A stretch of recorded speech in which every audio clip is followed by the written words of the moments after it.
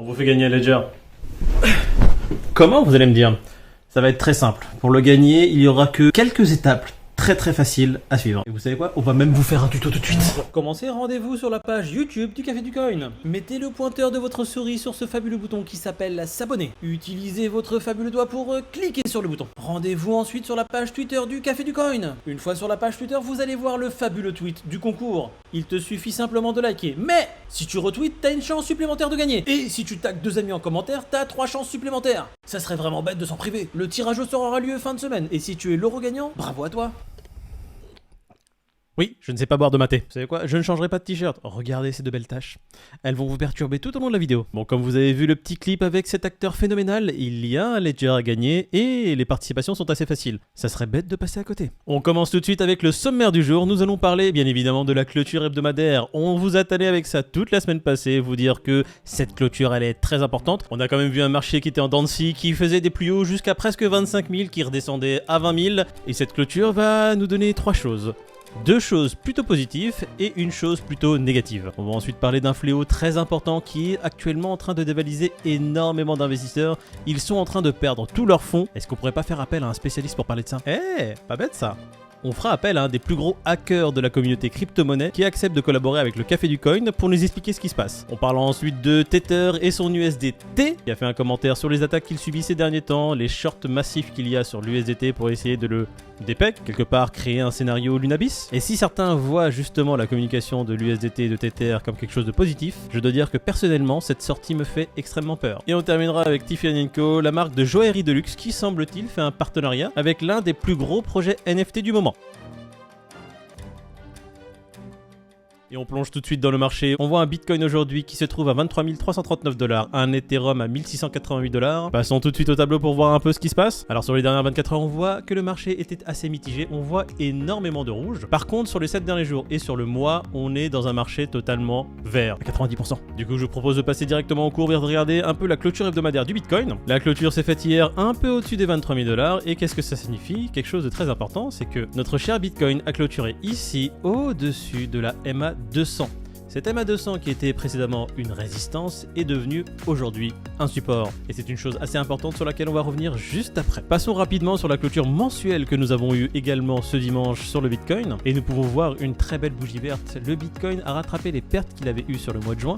Il a grappillé près de 17% par rapport aux pertes du mois passé. Lorsque sur le mois de juin, nous avions une chute du Bitcoin de 31 000 $ jusqu'en dessous des 20 000, aujourd'hui nous avons réussi à faire une clôture mensuelle au-dessus des 23 000. Ce qui n'est absolument pas anodin, sachant que nous sommes censés être dans un bear market. Passons en daily et en 4 heures. On va commencer par le daily également. On voit que les Shimoku nous donnent des prix qui se retrouvent aujourd'hui dans le nuage, mais au-dessus de la Kijun et de la Tenkan. Et voir si les prix du Bitcoin également parviennent à se défaire de ce nuage et le casser par le bas. En 4 heures, la configuration est un peu plus mitigée. Si ce week-end, avec cette belle bougie verte, nous avions des prix qui se retrouvaient totalement au-dessus de Tenkan, Kijun et du nuage, nous voyons que sur la journée de samedi, nous avons un énorme ravalement de cette bougie ici pour nous retrouver définitivement en dessous de la Tenkan. On a vu un test ici de traversée de la Tenkan échouer, un second ici sur la journée de dimanche soir ici échoué également, avant de voir cette dégringolade ici sur les coups de 22 heures avec une bougie ici qui ramène les prix de près de 24 000 jusqu'aux 23 300. Le scénario le plus probable serait que les prix se dirigent vers le haut du nuage, faire un test, et si les prix commencent à traverser le nuage et se retrouver dedans, il va y avoir encore une période de grosse incertitude. Voilà pour le Bitcoin. On va passer au crypto Fear & Greed. On voit que le Fear & Greed est actuellement à 33, toujours dans une période de peur. On voit un net recul par rapport à hier où il se trouvait à 39.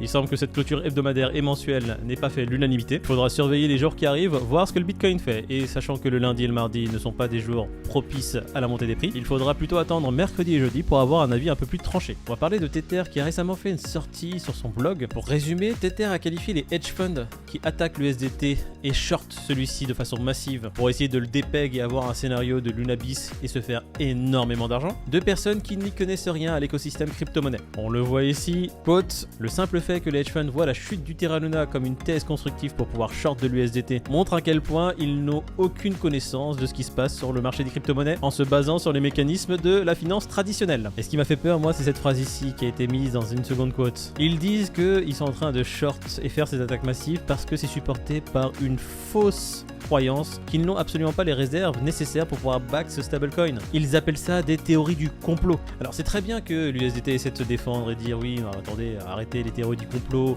nous avons absolument les reins solides et les réserves nécessaires pour pouvoir back ce stablecoin, mais depuis le début nous n'avons aucun détail de ces réserves. Nous savons apparemment qu'à peu près 85% des réserves de Tether pour pouvoir back le stablecoin sont compris en cash ou équivalent cash. Néanmoins, nous sommes toujours loin de la transparence qu'on peut avoir sur un stablecoin tel que l'USDC émis par Circle, qui publie de façon hebdomadaire un rapport complet sur ses réserves. Personnellement, la question que je me pose, c'est pourquoi ont-ils eu le besoin d'écrire un post sur leur blog pour tacler les hedge funds qui continuent à short l'USDT? Est-ce juste à titre d'information pour encore réitérer le fait qu'il n'y a rien à craindre? Une théorie qui m'étonnerait, parce que si vous n'avez rien à craindre et que vous avez toutes les réserves nécessaires, bah écoutez, vous en parlez même pas en fait, ça...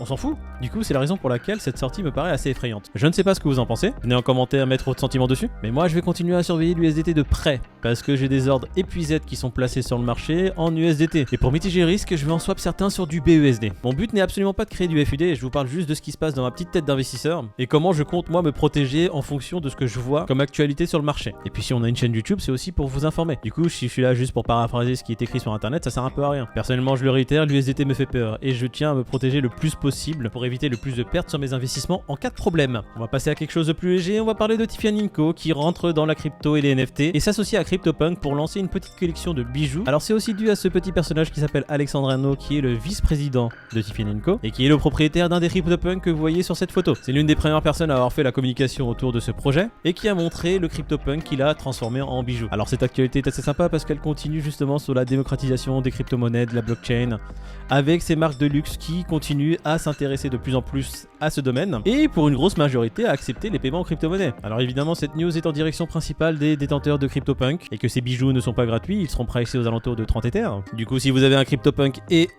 50 000 $ dans la poche et que vous aimez le bling bling, foncez. Et pour parler du fléau du moment qui concerne nombreux investisseurs qui voient tout leur portefeuille se faire vider par des hackers, je fais appel tout de suite à notre correspondant spécialiste dans le domaine. Je prends le relais. Alors pour vous expliquer un peu ce qu'on a réussi à faire, alors on a repris le système des brouteurs, on fait une campagne emailing massive vous disant que vous devez faire votre KYC sinon vous allez avoir des problèmes avec votre wallet. Du coup rien de plus simple, on envoie simplement un email avec le code de communication de chez Metamask. Par contre on a toujours ce même problème, comme on prend une main d'œuvre très peu chère, et bah c'est qu'ils savent pas écrire correctement, donc il y a plein de fautes dans le message. Par contre, comme des gens encore plus cons lisent le message, et bah banco. Ça fonctionne. Du coup, dans le mail, on dit quoi? On vous dit que si vous faites pas le KYC, vous allez avoir des soucis. Du coup, on vous donne un lien sur lequel cliquer, et les gens cliquent. J'ai jamais cru que ça serait aussi facile de faire de l'argent dans ce monde. Et ensuite, rien de plus facile. On leur dit de rentrer leur seed. Rentrer leur seed. La seed, quand même le truc que tu dois protéger comme la prunelle de tes yeux si tu veux pas voir ton investissement disparaître. Ces types-là l'écrivent sans pression. Mais moi, je suis déçu, c'est trop facile. Donnez-nous du challenge. Bah, évidemment, une fois qu'on a leur seed... ils ont plus d'argent, et moi je suis à Bora Bora en train de siroter des Mai Tai. Non mais merci les gars d'être aussi franchement, faut le faire. Et heureusement qu'ils ne suivent pas la chaîne du Café du Coin qui leur répète sans cesse les choses qu'il faut faire pour ne pas se faire hacker. Bon allez, c'est pas que j'ai que ça à foutre, mais j'ai de l'argent à les siphonner ailleurs. Quoi, tu veux que je fasse la fin? Bon, vous arrivez sur la fin de la vidéo. Si vous ne vous abonnez pas, on vous siphonne tout votre argent. Bitcoin, Ethereum, Altcoin, on vous prendra tout. Vous avez également intérêt de liker cette vidéo et de commenter juste en dessous. Sinon pareil, on siphonne tout. N'oubliez pas, le Café du Coin essaie de vous faire gagner un ledger. Arrêtez d'utiliser cette technologie, ça nous rend la tâche très difficile. À cause de cette merde, on va se retrouver en chômage technique. Qu'est-ce qu'on fait nous si on n'arrive plus à siphonner votre argent? Inadmissible, je vais faire une pétition, les gens qui utilisent Ledger sont vraiment relous.